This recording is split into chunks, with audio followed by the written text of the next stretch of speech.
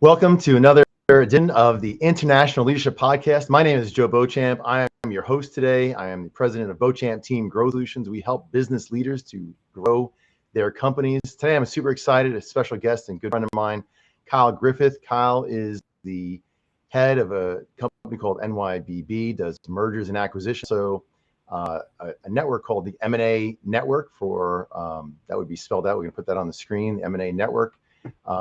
Kyle's a great person, great business leader in the community. Looking forward to having you and talking more with you today on the show here. Kyle, why don't you say hello to the audience and introduce yourself? Joe, it's a pleasure to be here. Thank you so much for inviting me in your podcast.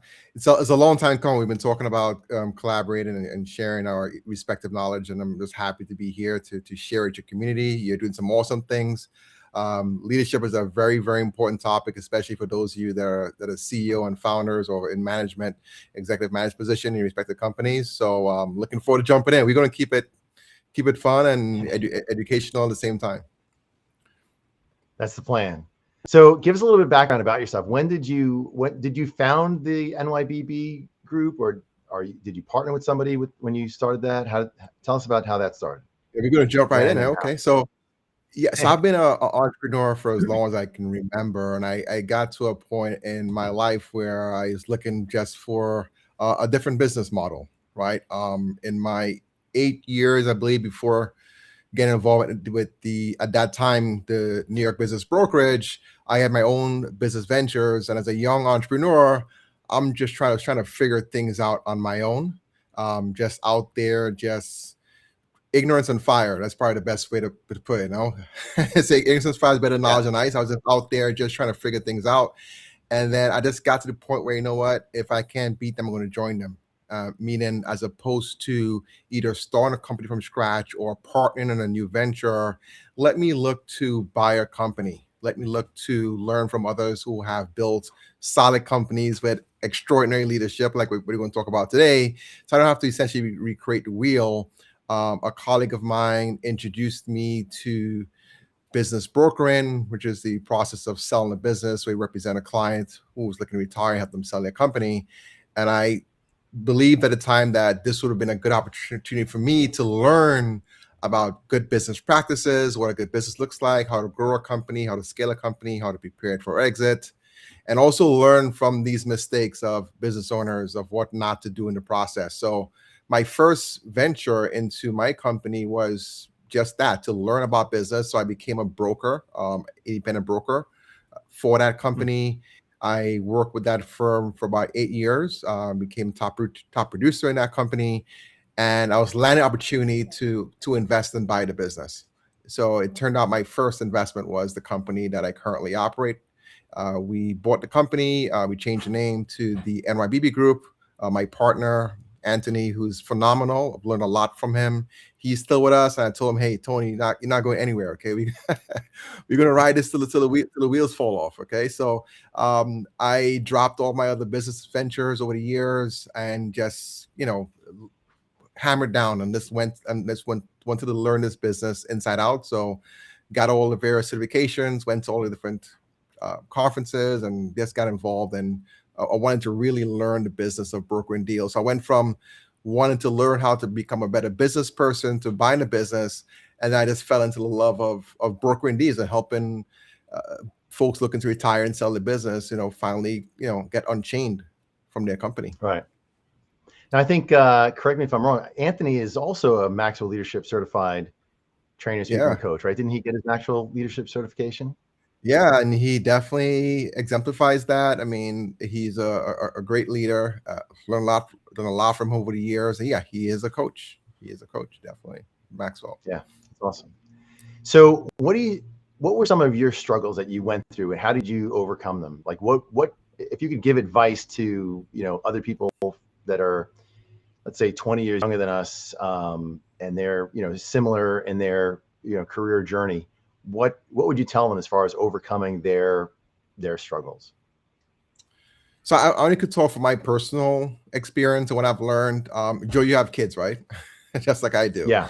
And I like to use this analogy is like you tell your kids like don't do that, but it's like they have to kind of learn on their own. And we all have our lifelong experiences. And I look at those as lessons. I don't look at them as mistakes, right? I do believe that sometimes we just have to learn. And for me, I mean, don't follow what I did. I just jumped right in. The last job I held, I worked in finance.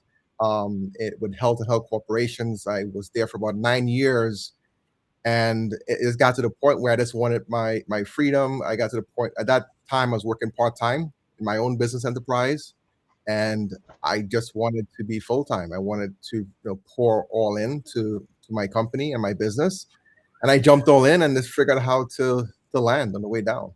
So I would say don't follow what I do, but believe it or not, though, I went to, that's a segue a little bit.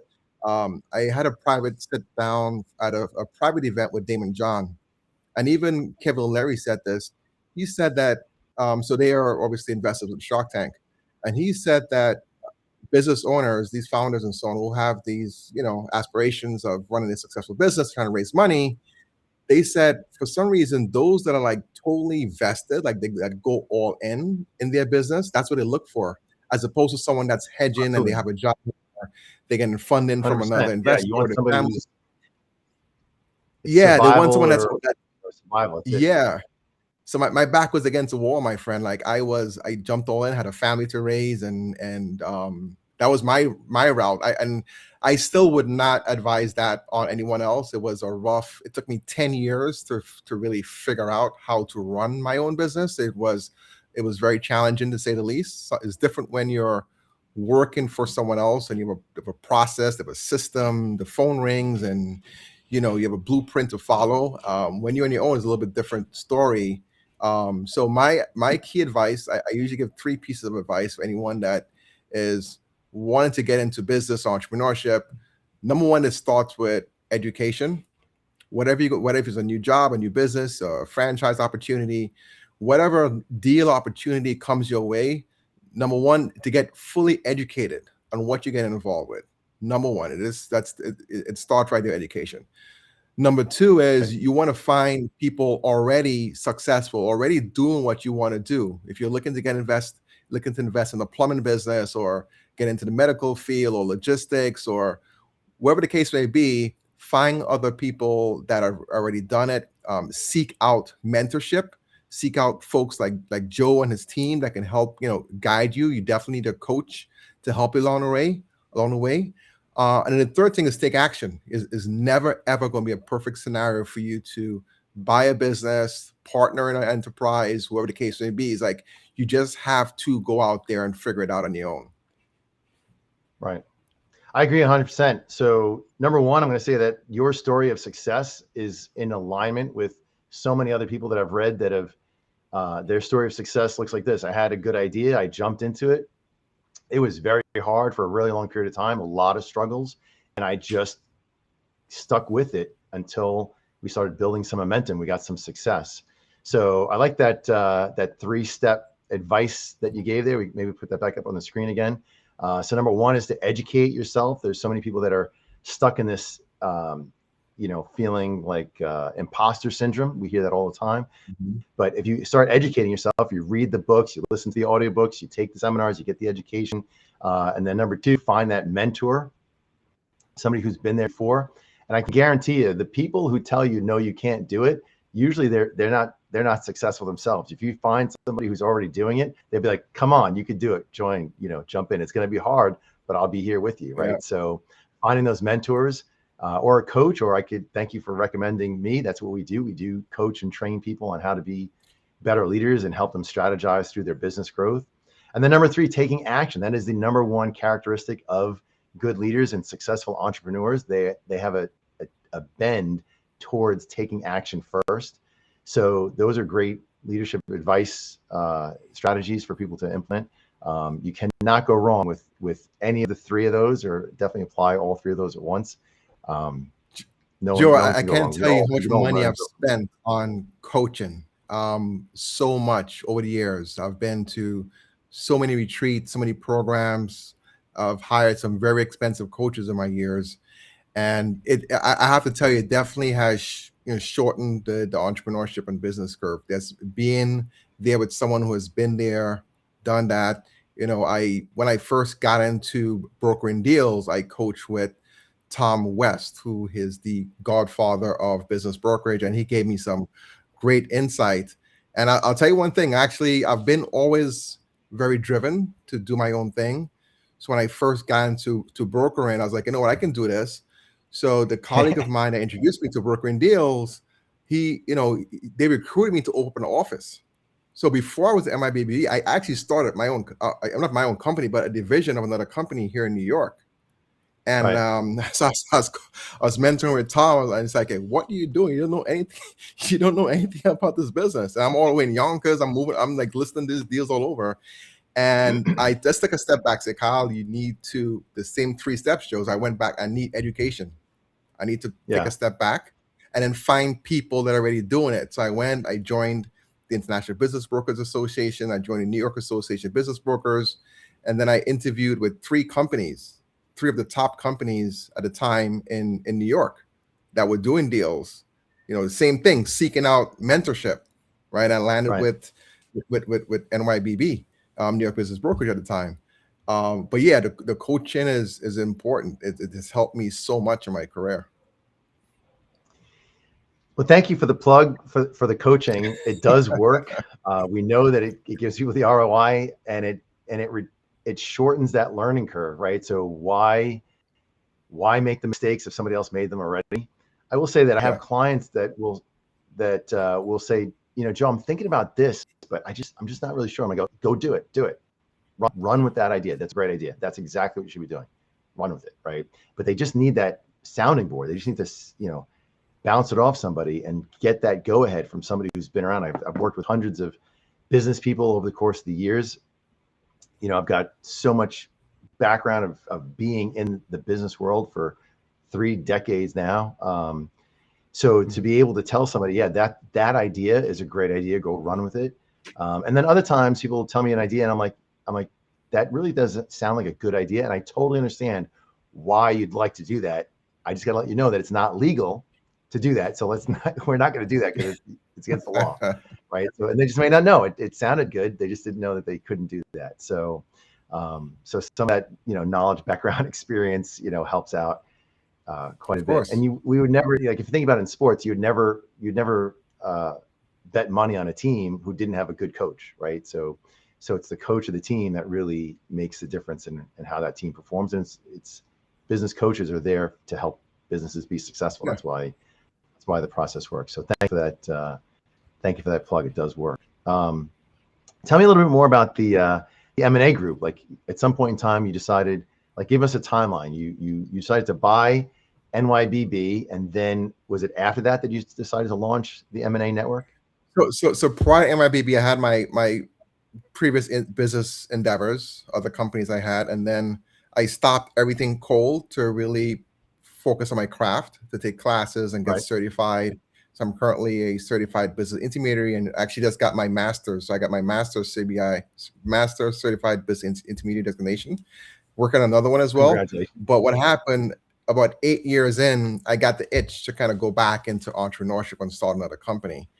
But this time with tools and resources and this knowledge of experience of being in business. So I tell folks not to segue, but I think this is important. A lot of people come to me and they ask me about, okay, well, should I buy or should I start a business? And I do believe if you're brand new, like you're a young entrepreneur trying to figure things out, go work in that plumbing company, go work in that hardware store, right? Go work in that janitorial supply business. learn the business inside out, right? Befriend the owner, get close with them, right? Make operate in that space before you try to recreate the wheel and try to start a business on your own. So Right. for me, that's kind of what I did. I learned under my partners a lot about the business. Plus, I've got a lot of mentorship along the way, and I got to the point I felt I never had lack of confidence, but I felt so more empowered that I think I'm ready now. So why I started M&A Network? So prior to starting M&A Network, in our business is all about referrals, right? In the type of deals that I'm working on, typically I'm referred in. I get almost all my clients from either an attorney or wealth manager or a CPA that's working with someone that's considering an exit, and they call me in. So I was going back to my partner Tony. True story. I say Anthony's like very good at getting referrals and making connections. I said, tell me like what you do, what's the secret sauce. So he said, hey, you know what? I do these breakfasts. So people love to eat, they love to connect, they love to network. So I reach out to my professional networks and I invite them in for breakfast and lunches and so on. So I just started doing that, but my brain just kind of operates a little bit differently. Like when it comes to things, I don't do things halfway. Like I like to put a process around how I do things. So I just took his idea and just went crazy with it. And initially, I started off doing the breakfasts and the lunches and so on. And I was mentoring with someone from KPMG. And I was about a year and a half in to, at the time it was called the M&A Alliance. I was about a year into it, and I was telling him, hey, I'm bringing all my inner circle. So what I did was I went to my top referral partners, people I'm very close with, that I work closely with, or have our desks just really connected, and they also had their internal circles as well. So I created this network with my immediate people, and we were doing these events. And my mentor at KPMG said, Kyle, like, what you're doing is you're kind of like opening up your inner circle to people that don't really, how to put it in a nice way. It's like you want to protect those relationships that you have. You've worked a lot of time, developed a reputation. And, I think what you're doing is value. So he told me this story, Joe. Check this out. So forgot the gentleman's name. I should know his name, but was a former governor of Texas. Better not know the name. Don't give us any details. We keep that confidential. So former governor of Texas. You could probably Google the story and look it up. He was an oil tycoon, or still is an oil tycoon, and he went into public service, became the governor of Texas. So one of his old buddies, good close friends, came to him in his office and said, hey, I'm trying to get an interview, trying to get a meeting with this other oil person to do a deal or whatever. And he said, no problem. They make a phone call and see what I can do. So he called up his oil buddy, right? Got the appointment, came back to his friends and, hey, I reached out to so-and-so and able to make an appointment for you, right? To see him. You have an appointment tomorrow and you all said, go ahead.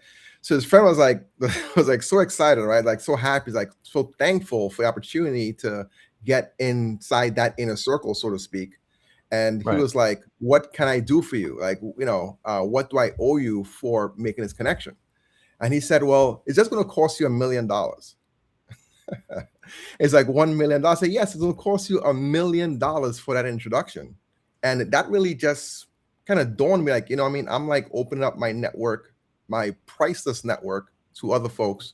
So I decided to formalize it and form the company, what it is now, M&A Network. So about 50 advisors on the team, and we provide support to business owners that are in transition. But it just started with an idea of just doing breakfast and lunches, and now we're doing networking, deal exchanges and forums and all kind of fun stuff. So yeah, it's been a wonderful ride. It's been 8 years now since we've started it. Wow. So somebody like who should become part of the M&A network? Specifically, so what type anyone of So for M&A specifically, so there are a lot of great people that perform services in financial world and law firms and CPAs. In our team, we look for go-givers, right? People that are highly educated and willing to share without even thinking about getting anything in return, right? They just want to share their knowledge. They want to share their expertise. If a client has a legal problem, a tax problem, a lawsuit, or they need help growing their company, we have someone in their team that can help. So, just having someone with a good heart of gold that want to contribute and support. We do a lot of educational events. So a lot of times our members are speakers. We highlight our members for all of our events. So I think that first, like someone that has all this knowledge and just don't know what to do with it, they want to contribute to society and contribute to the small business community and help. And the broader part of that is helping investors, making sure that, they're helping them with the due diligence and their quality of earnings and making sure their investments are sound and helping folks grow and scale their businesses. And then they're going to find you on, what's the website? So the website is emanae.com. I don't know if you could pop it in the screen there, but it's EMINAE.com.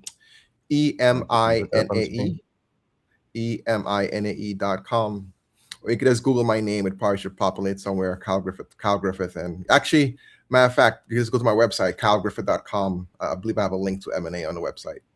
I didn't even know you had your own website. I know that. Well, it's funny, Joe. Going back from reason why I coach with a lot of coaches. So as you matriculate and you expand and you grow your career, it's like you have to realize that, like Joe, like you are the brand, like the client is hiring you. So if you go work for IBM, they're going to teach you everything you need to know to be successful at IBM. But when you go out in the workforce and the work field, that person is hiring you. So over my career, I've just learned to build a personal brand. So I'm not just Kyle who sells businesses. I'm Kyle, the trusted advisor that can help clients, whether they're buying, selling, or need help with a connection, a referral, a resource to help them grow or scale their business or sell their property. Right. That sounds awesome. That's going to make a great clip for social media. Make sure we put that up on the clip. Oh, you got all right. Thank you. Cool. M&A.com. Good. I like you guys working, man. You have everything queued up. Yeah, Kevin's doing great in the background. Thank you, Kevin.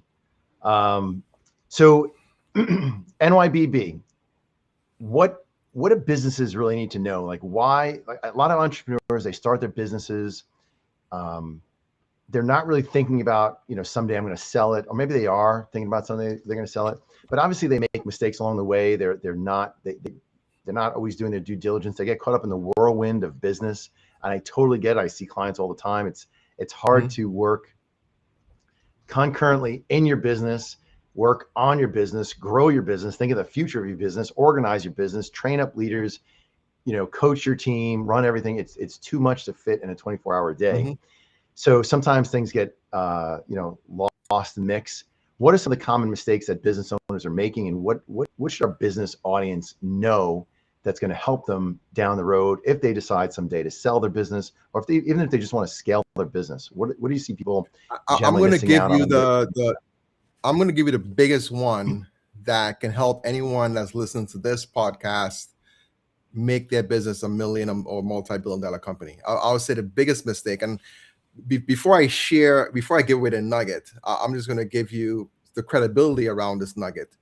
So we have been selling companies for over 23 years, right? There's some people there's a buyer at the end of these sales that buy these companies.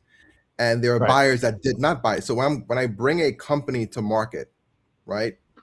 Like right now we have a metal distribution company, right? We have had over 300 buyers that are trying to buy this one company. We interview all these buyers, the majority of them. Some of them don't get to the interview. Some of them don't get to the interview, but we have conversations. So years and years and years of conversations. We have thousands and thousands of buyers in our database. And they ask 3 questions primarily. If you condense all the data, all the questions from these buyers, it comes down to these 3 major things. And one of them right now has been a very, very hot topic. So one thing about any business owner that's want to sell their business, get prepared for exit or exit at maximized value, is to make themselves transferable. We are all expendable. We all can be replaced. And some of us, we have big egos. Hey, no one can cut here as good as I can. No one can unplug sinks. as good as I can. No one can remove that crown or whatever, right? It's like we feel we are the best when we are actually not. Like at some point, the student becomes the master, right? There's people, there's kids, there's folks coming to college, young entrepreneurs that are better than you and I 10 times over. So the issue is, though, that a lot of business owners that are very successful, they still have a mindset of an employee. Because think about it, when you're in a job, you don't want to train the next person, right? You want to make sure that there's no one else could do your job as best as you can, because you're trying to secure your role in that job. So you're kicking butt in that role because you don't want to be replaced. And there are some business owners that have that same mindset. Like they just want to like with the reins. No one can do it better than I can. So I'm going to send an email. I'm going to do this because if I have to train someone, it's going to take too much time. So one of the biggest questions we have, who is the management? Who is the key personnel? One question we get a lot is, when was the last time the business owner has taken a vacation? As a different way of asking if there are key people in the business, because if the owner, I'll give you a bunch of real stories. I'll give you a story. I had a meeting this past week with a HVAC company, and they do plumbing and heating and that sort of stuff. Right. This particular owner is the business, and he told me on the phone, he's like, "Hey, when I go into business, it shuts down. It's like if I get a call, I have a buddy plumber that goes and does a job. So that's revenue out the window." So I would say the number one goal is to, start taking things off your plate, take some chips off the table, figure out what you don't like to do, what you're not good at, and see if someone else can come in.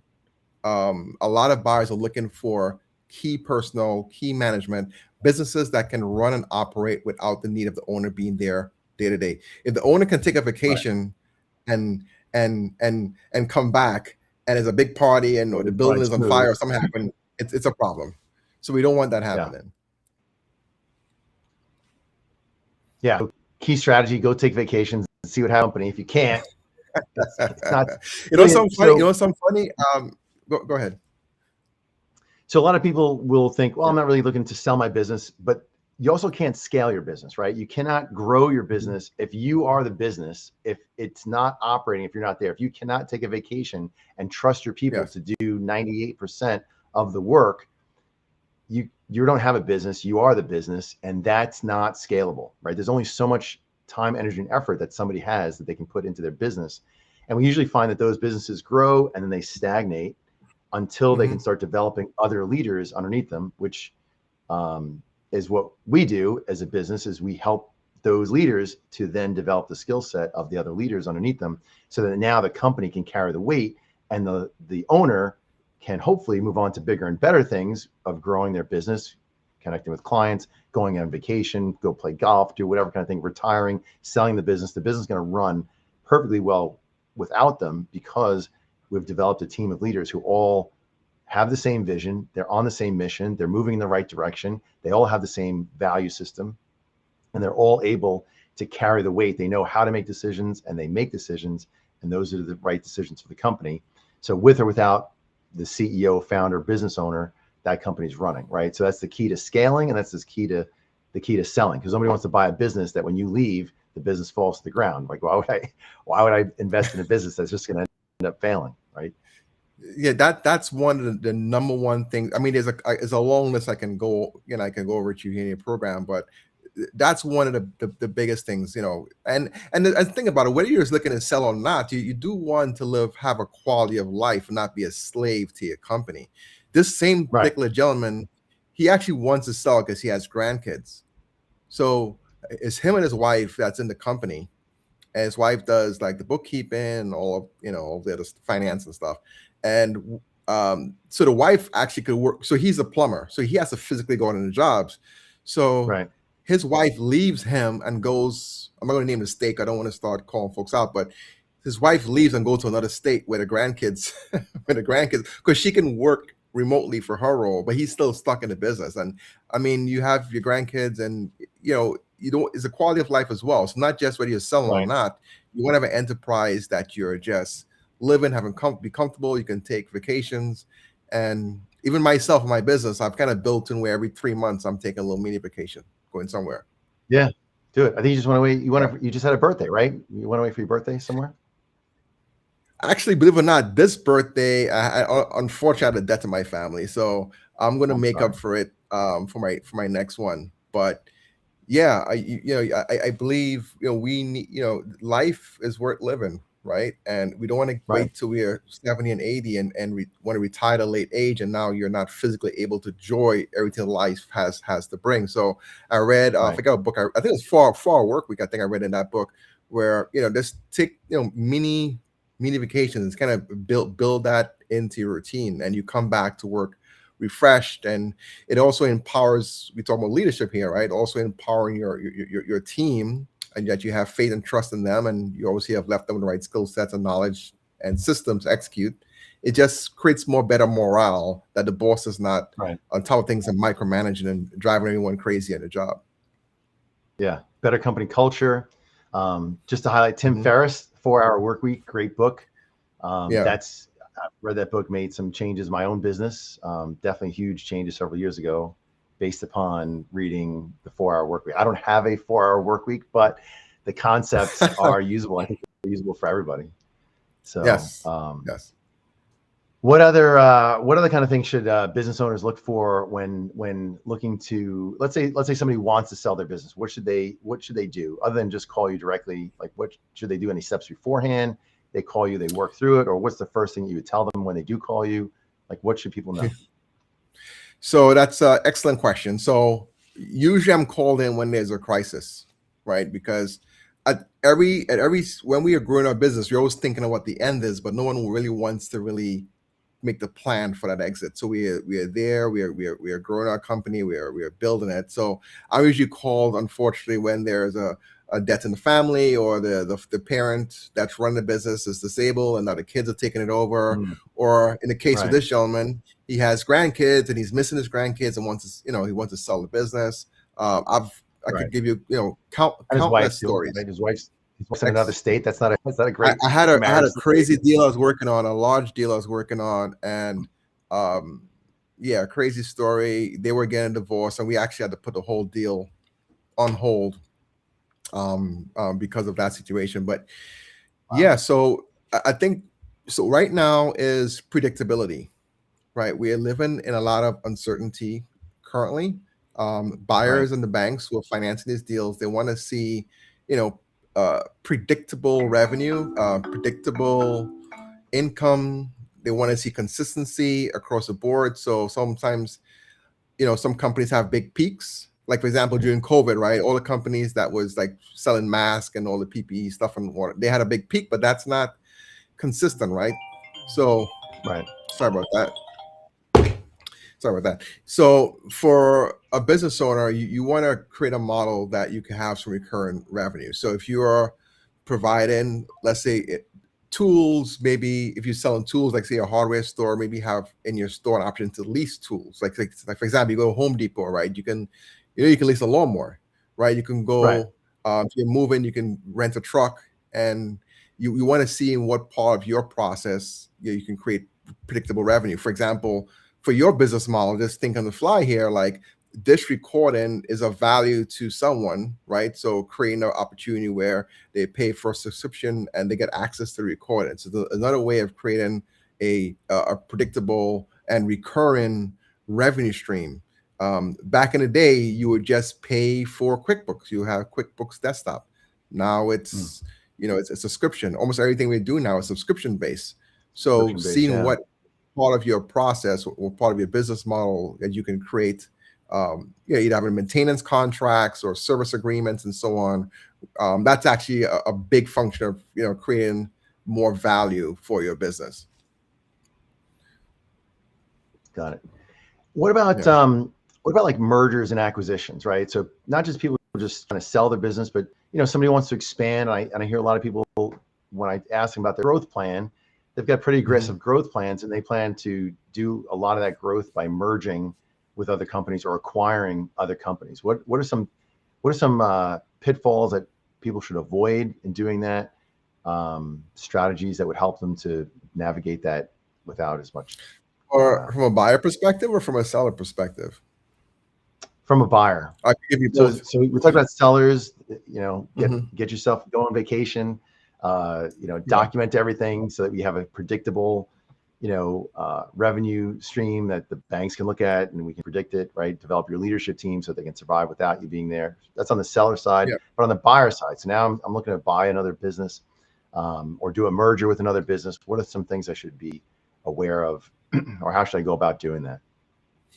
Yeah, I love the real estate model. A lot of people can relate. You know what they say in real estate: you make your money when you buy, not when you sell.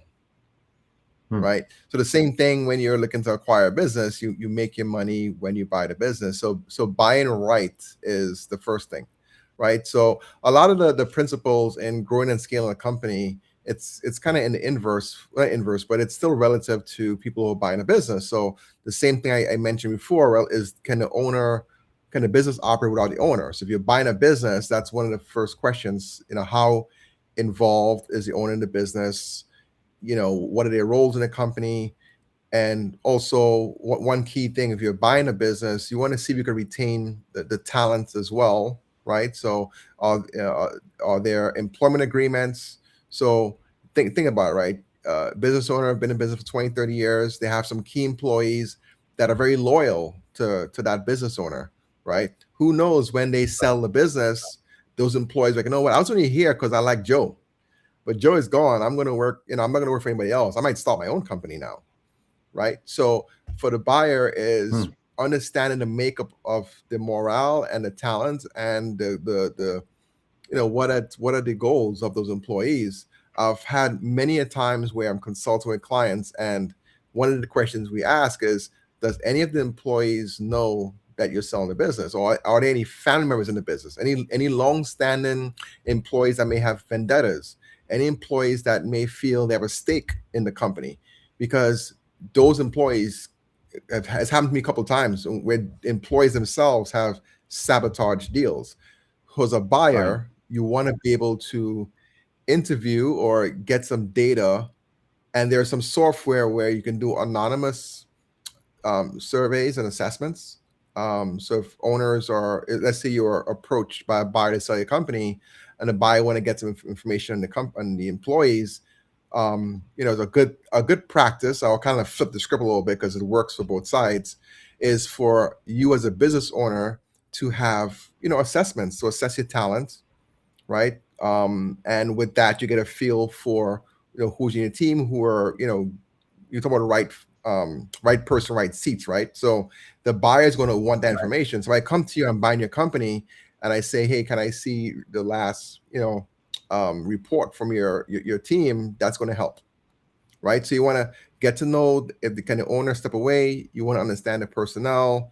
Are there any stay agreements, any employment agreements? You're going to make sure you're buying the business that these employees stay with the company. Another thing you want to be aware of is, for example, a lot of times companies don't even own their own intellectual property. So like when I created M&A Network, I had the person who helped me with creating all of my marketing assets make sure I have the rights to all of the assets within my company. Or if you have Right. created proprietary software, right? Sometimes you're held hostage because you probably couldn't afford to build it out yourself or hire a company. So some of these companies, they hold you hostage. And a good example of that is websites. A lot of website designers, they have you take control of your domain, and they have it on their server. And when you come to sell a business, you can't, because you don't have control of your own website, your own intellectual property. So Hmm. when it comes to buying a business, there's a lot of aspect of due diligence that you need to review, from the HR operations. I'd even talk about the financial due diligence, right, which is a huge thing. So understanding the numbers, understanding benchmarks. So two companies that are making $10 million in revenue, even though they're both generating 10 million, are they valued the same? Probably not, because one Right. may have more profitability. They may have more transferability from an owner perspective. They may have a better team, more efficiency. And also, I can talk a lot about this, just so you know, but also what's getting really hot topic right now, we've been doing a lot of seminars on this, is AI. have you adopted native AI into your business enterprise? And what's your compliance around that? Do each employee have their own AI bot, or do you have some, a company guidelines when it come to AI? Are you utilizing AI to improve efficiencies in your business, or can AI even be incorporated in your current infrastructure? Right. So Hmm.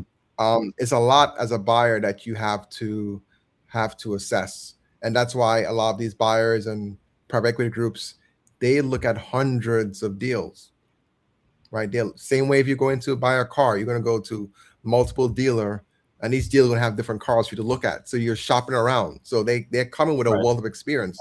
So you, Mr. Seller, if you're selling a company, you are at a disadvantage because this buyer has probably spoken to 10, 20, 40, 50 sellers already.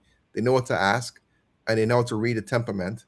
So I always recommend folks, you want to engage with a firm to help you prepare for the time that you want to exit, so you can exit on your terms and at maximum value. Have you had any businesses that that private equity is interested in them, but also maybe another company that does similar stuff is also interested? Have you ever had like a competition between those two sources to purchase a All business? all of the time. We just sold a pool company to, well, that was a strategic, sorry. We did a commercial kitchen and repair business. In that deal, the multiple that we had was at about 5 times. And the private equity group that was buying it, they were doing a roll-up strategy. So they had a platform company, right? And they were rolling up all these smaller companies on this one platform. And how private equity works, I'm just sharing with the audience, like you may know Joe, but the audience probably don't. Their goal is to buy companies at a certain multiple and sell it at another multiple and make money in the margins. So a lot of times let's say, buy a company at 3 or 4 or 5 times multiple, and it will sell at 7, 8 times multiple over after about 5 years, or sometimes a little bit more than that. But normally they hold a company for 5 years. So part of our interview process, we got to find out that this was the last piece of their cog. This was the last piece that they wanted for their platform, and they were already in conversations to sell the platform.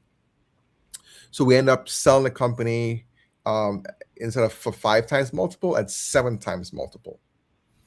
So yeah, our goal is to create leverage for our clients and create fear of missing out for the buyers. So what's Right. going to happen if this company, this group, if this private equity loses out in this deal? Guess who's going to buy it? Another private equity with a platform of similar intentions, and now they're going to be competing. So if they don't buy the Right. business, this business could potentially become their A competitor, competitor. right? Right. So yeah, so for our goal is to create that leverage and create that, have multiple offers to drive the price, but more specifically find the right fit. Usually this boils down to which company is the right fit that can follow your philosophies and take what you have built and take it to the next level. If when these companies sell, I don't know how much you follow up with them after that, but how effective is private equity in, like, it kind of makes sense that if a bigger company comes in, they've got a lot of experts, they've got the whole back office stuff, they have systems that work, they've done their research. So theoretically, any company that private equity would take over would become a better, more efficient company. But I also hear that that's not really the case. So what is your experience with that? Do they get better? They never really realize all the benefits of having maybe a leadership team and marketing place and all the other stuff? Or what's the Yeah, real it's scoop? it's a mixed bag. I mean, every investment has some element of risk. So I've been in deals where, like I mentioned about the stay agreements, like where employees just quit, right? They just either wasn't a good fit, they went to the competition, they went somewhere else. There've been cases where not all the contracts, like we sold a mobility company that did work for the VA, not all the contracts were renewed, but that's a risk they take. So private equity, when they assess the business, they have the margin for error, so to speak, right? So they Right. anticipate that there's going to be a dip in the business. So once that fits their model, they go through it. They're looking to, see what's going to happen after they've gone through the initial acquisition, right? So this will be the third nugget for your audience, right? So I gave the nugget about replacing yourself, nugget about having recurring revenue. The third nugget is, what's your growth strategy, right? So it's great you have done 10 million. I mean, that's fabulous. Are you in a business market where your business can do 20 million, right? Are you a $50 million business? Because that's how private equity look at it, right? If you have been stuck at 10 million, there's probably a reason why you've been stuck, right? So the goal is to understand your market, understand what drives your market, understand, how much market share you can capture, how much you can grow your business. And you don't have to necessarily execute the plan. You just have to have a blueprint. It's like when I was in the Goldman Sachs program, that's one of the classes that they actually teach in the program, right? To just do a market study, to see what the market is.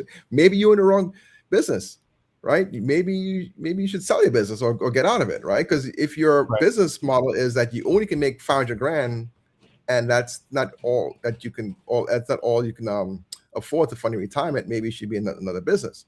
So the point of the matter is, what's your growth strategy? Can your business get to 10, 20, 30, 40 million?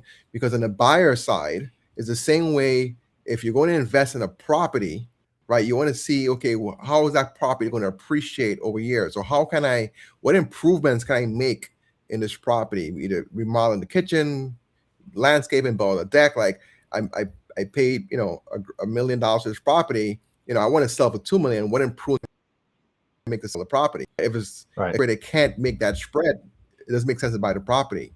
So the same thing with a business. If business can be improved, that's why the exit planning process is so important. A lot of business owners say, hey, I don't want to do a valuation. I don't want to pay for a valuation. But without a valuation, you're not going to know, if you can't measure your performance, how you can know where you're going to be at, right? Or where you want to be at. So we do the valuation first, assess the business. Okay, business, Mr. Seller, is worth 5 million. However, if you execute this, and this, if you make yourself replaceable, if you create recurring revenue, right? And if you have a growth plan, every dollar that drops down to the bottom is a multiple applied to that, right? So if there's a way that you could increase your bottom line by $1 million, and the cap rate, the multiple for your company is 4 times, right? Would it be so hard to work extra year in a company to build up to make an additional 4 million? Like when they start seeing those numbers, it start making sense. So then, let me get a valuation. Let me see what I can do, right? So as a buyer, the same thing. Like, what's the opportunity for growth in this business and this particular sector? Is it saturating? Is it constrict? Like, what's the game plan here? Like, are you buying into a business that can be grown? That's awesome. And I just want to say to the listening audience, that's exactly what Beauchamp Team Growth Solutions does, as far as helping those companies to scale that way. Of course, you've got a team of advisors as well. You got to expand the mind, Joe. We got to expand these minds. It all starts with leadership, right? And even if people they're not planning on selling their business, this is the answer to scaling your business, right? People, I can't tell you how many people, they don't track all their numbers properly. They don't have all the systems in place. Their businesses are not scalable, and that's why they plateau, right? So I've grown with my own, grit and muster to a certain amount, and then I start to plateau because I've reached my limit, right? But when when you get a coach in there, now we start delegating that off to other people, creating systems, you get everybody moving in the right direction, everybody carrying the weight, and now the company's able to grow again. And we record those numbers and we create that scalability and literally that sellability. So I should value my my services higher, knowing the increase in ROI. You should. I'll tell you a story that's going to help your listening audience. So I'm speaking from personal experience. So my company, we tried to do it on our own. We tried. So at the time, it was 4 partners in the company, and we have 4 different minds, and even though we have one North Star where we want to take the company, we all have different ideas and different things we want to see get done, right? And we tried really hard to do it on our own. It's not until we brought a coach in. So we spent a lot of money for a coach to come in, help clean up our structure, and we had a whole chart to review to assess our team. We established KPIs. And when we did that, we actually had that up to that time our biggest year in the company, and biggest year as far as hitting our revenue goals. And it was something you just need, because what it is, we all know what we need to do, but sometimes when you hear it from you know what I mean, like I don't know who your mentor is or who someone that you really like and admire, but you know what I'm saying, name the person. If Warren Buffett called you up, say, hey Joe, like what are you doing? Like you need to put your money in this stock, or you need to invest, you need to cut back. It's like people just listen when they in front of people that they respect and appreciate it, and they're someone is, when it comes to leadership, is not afraid to do the same thing as well, right? Is not afraid to get into the trenches as well. Like you respect someone that's doing that. So I really admire the work that you're doing, and we with the whole Maxwell community, with my partner as well, part of Maxwell. Like I definitely see the affiliation there, and anyone that's listening to this, hire a coach, have someone come in and help you get that stuff out your head, put it on paper, and help to get you right on track. Yeah, it's awesome.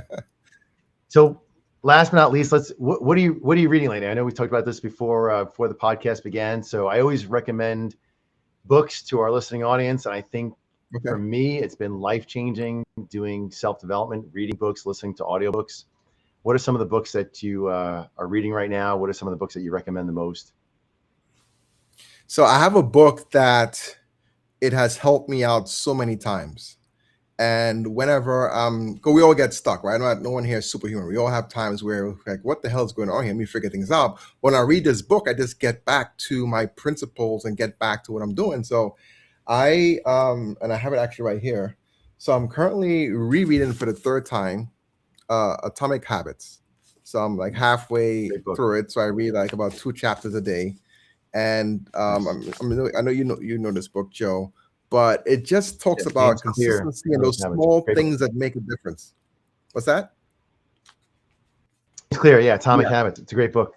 Yeah. So this I'm reading constantly, and then also, we're in sales, right? I mean, I'm a finance background, business background, but we're in some level of sales, and I mean, I'm not the biggest fan of the author of this book, but he is really good at sales, and he kicks butt. I love his marketing, and I've learned a lot from him. And so this is the 10x rule, and essentially the short story to this is, whatever your goals is, if your goal is to, I don't know, name the number you want to make a year, add a 0 onto that, and then if you think that it's going to take 10 phone calls to hit that number, add another 0. So it's going to take 100 calls to get to those goals. So it's maximum effort. And then I have one final book that you guys should check out. So, something you have to read your own book, right? So this is How to Create Your Future Confidence. And I'm a co-author in this book, and I put a lot into this, and you can catch this on Amazon. So those are the 3 books that I got on my mantle right now, Joe. Awesome. I appreciate that. I've read 2 of them, and I have the How to Create Your Future book that you're the co-author. I went to the event that highlighted all 6 of the authors there. Great event, great people. Highly recommend that book too. I'm going to jump into that myself and read. I think I'm going to jump into your section first. And well, you got the goods here, and you could skip my section. There's some other great. You got the goods here. Well, thank you. I'm going to read it. I'm going to read it anyway. You're one of the people that I really look up to. I see all the work that you're doing, and very well known in the community. M&A network around New York City, Philadelphia, Long Island. Where else you launching out with the M&A network? Atlanta. We're back in Atlanta. All right. So growing network. I remember one time I looked on, I saw you posted an event. I'm like, oh, I can fit that on my calendar. I'm like, oh, Philadelphia. I'm like, I can't fit that on my calendar now. We'll be in Philly. Actually, I'll be in Philly tomorrow, but we have an event in Philly in 2 weeks. And then we have an event in New York in Long Island a month from now. So yeah, you also have to have opportunities for people to pour in and share. And it's all about expanding network and who you know. And who knows you. That's great. Yeah. Well, hopefully more people are going to know you due to this podcast, and we do have a worldwide reach on this, and hopefully some of your listeners will then know me, and hopefully together we'll make the world a better place, grow businesses, help business owners to scale their businesses, get out of their businesses, live the lives that they really deserve to live because they've led well. And that's what we're here for, make the world a better place. So Kyle, I super appreciate you being here, all your insights, your wisdom that you shared with our audience. And to our listening audience, thank you so much for joining us and listening into the end. Again, my name is Joe Beauchamp. This is the International Leadership Podcast. We're here to add value to our audience in any way, shape, or form that we can, helping you to develop good leadership strategies that you can apply to your own businesses, your own lives. So tune in to, we are on the American Business Podcast platform. Feel free to subscribe. And if you want to reach out to us, you can reach out to me at info@beauchampteam.com. If you want to be a guest on the podcast or for any information, give me an email over at info@beauchampteam.com. So thanks again for joining us. Kyle, thank you again. Appreciate everybody. And we'll see you next time. Thank you, Joe. Appreciate it. Thank you. Well, that was a lot of fun. Thank you so much for watching our podcast of the International Leadership Podcast. Once again, my name is Joe Beauchamp, president and founder of Beauchamp Team Growth Solutions. That's beauchampteam.com. If you like this episode, please like it, share it, subscribe to this channel. If you're interested in being a guest or a sponsor of this program, please give me an email at info@beauchampteam.com. I'm more than happy to talk to you about it and discuss options and how it can work something out for everyone to win. Thank you so much. Looking forward to seeing you soon. Bye.